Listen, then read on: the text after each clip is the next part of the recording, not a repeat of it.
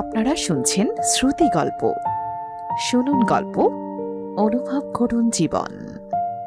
মহামায়া রবীন্দ্রনাথ ঠাকুরের একটি আবেগঘন গল্প।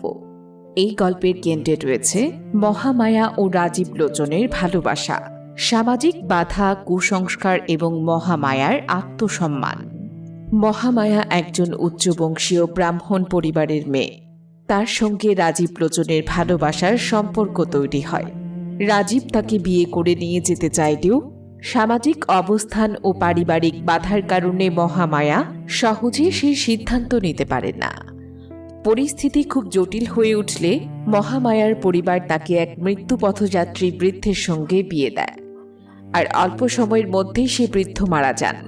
তৎকালীন নিষ্ঠুর সামাজিক প্রথা অনুযায়ী মহামায়াকেও স্বামীর চিতায় সহমরণের জন্য নিয়ে যাওয়া হয়, কিন্তু সে চিতা থেকে প্রাণে বেঁচে ফিরে আসে সে।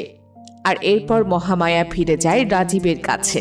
তবে তার মুখ আগুনে পুড়ে যাওয়ায় সে রাজীবকে একটি শর্ত দেয়। রাজীব কখনো তার মুখ দেখবে না। রাজীব সেই শর্ত মেনেই তাকে জীবনে গ্রহণ করে, কিন্তু একসময় রাজীব মহামায়ার মুখ দেখার আকাঙ্ক্ষা সামলাতে পারে না। তার প্রতিশ্রুতি ভঙ্গ হয়। মহামায়া তখন নিজের আত্মসম্মান ও ব্যক্তিত্বকে অক্ষুণ্ণ রেখে রাজীবের কাছ থেকে দূরে চলে যায়। মহামায়া শুধু একটি প্রেমের গল্প নয়, এটি একজন নারীর ওপর সমাজের চাপ, অন্যায় প্রথা এবং সেই পরিস্থিতির মধ্যেও তার আত্মমর্যাদা ও স্বাধীন সত্তাকে ধরে রাখার গল্প।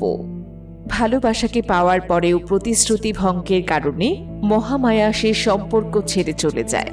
তার মধ্যে দিয়ে রবীন্দ্রনাথ ভালোবাসার পাশাপাশি নারীর আত্মসম্মানের শক্তিকে তুলে ধরেছেন।